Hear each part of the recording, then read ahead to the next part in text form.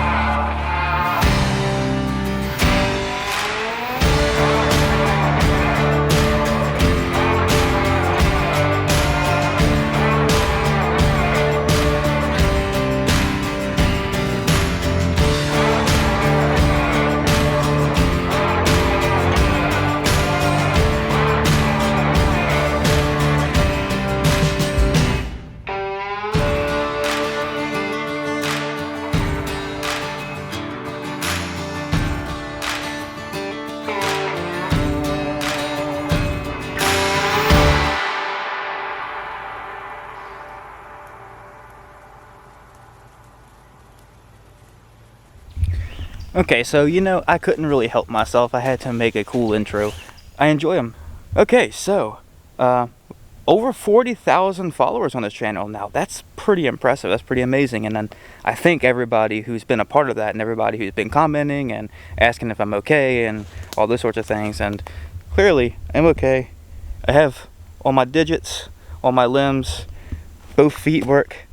I can't say the same for my friend. He's one foot is currently only working because he broke it on that. Anyway, so let's talk about this for a moment. This is a Suzuki DR650. This is my new to me dual sport. I put a 5-gallon fuel tank on it. I changed out the plastics. I put new throttle and brake cables on there. I have put some new brakes on there. Oh yeah, I changed the suspension, put new suspension on it, better suspension. That's fun. So it is absolutely imperative to know how to make primitive shelters and survival shelters in a pinch, an emergency situation. However, that's not normal life for most people.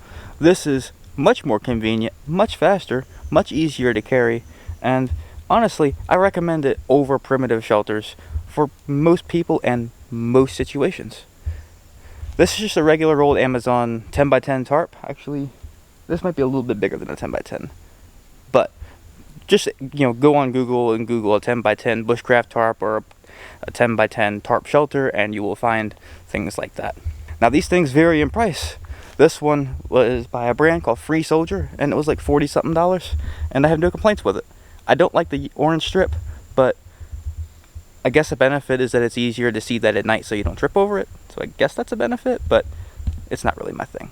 Okay, so this is very important. I want to go over this real quick before I start talking about what I'm carrying in my bags these days.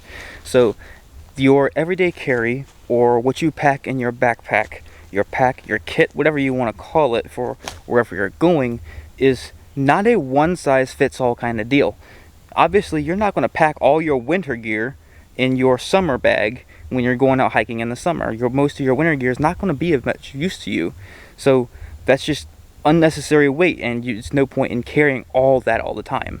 And also, much like how a 72-hour bag that you would design to sustain you and keep you going for 72 hours plus exclusively in the bush, like where I'm at, is not going to be the same backpack that you everyday carry when you're out riding your motorcycle like I generally do.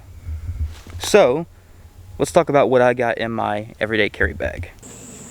So the audio didn't work out in my last video, something about the mic, I guess it wasn't plugged in. So since it's been about 3 years or something like that since I last posted any kind of content on this channel, I thought I would go through what's in my bag nowadays.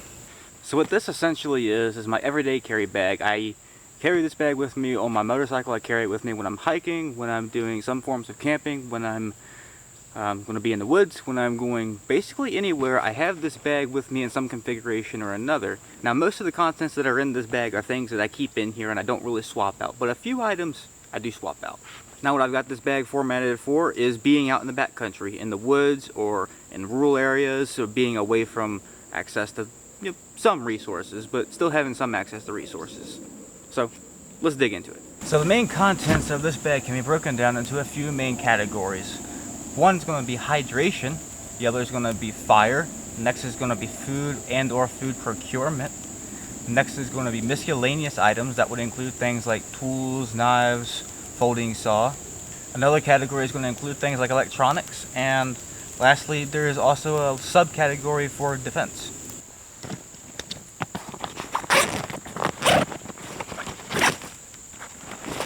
So for hydration, we've got a steel water bottle, 40-ounce water bottle at that, with a steel nesting cup and a bandana stuffed down in the bottom.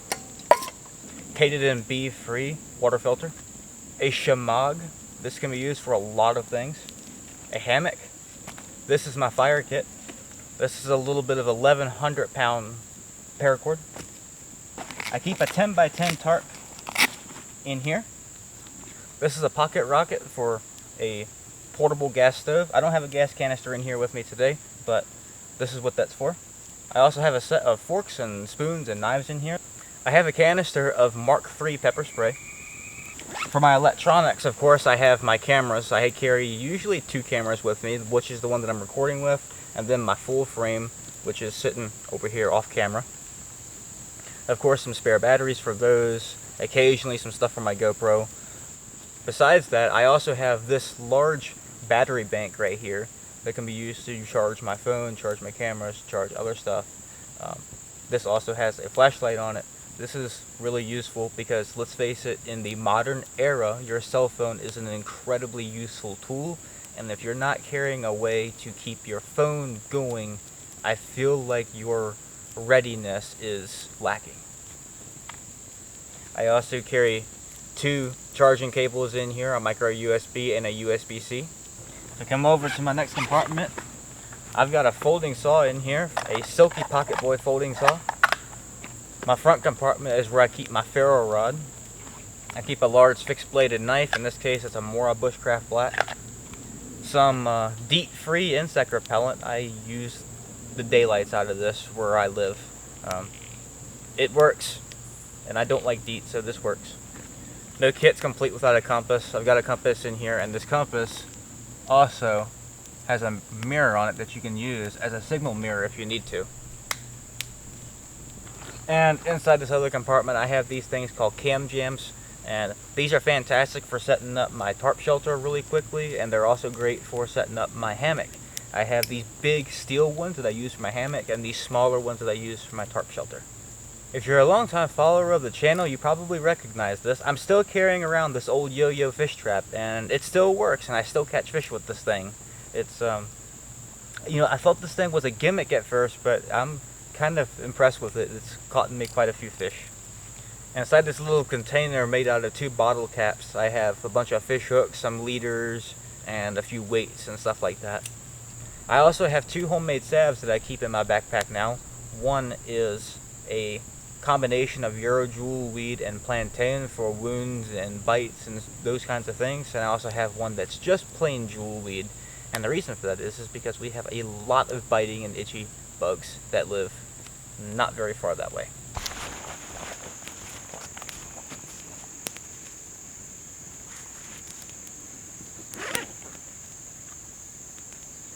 And of course, I can't forget the paracord. Paracord should be in everybody's bag, pretty much no matter what you do. And of course, I have a little miniature sharpening stone to keep my knives in top shape in the field, just in case I need to, but I almost never need to use it. So I am back to posting content as much as I can.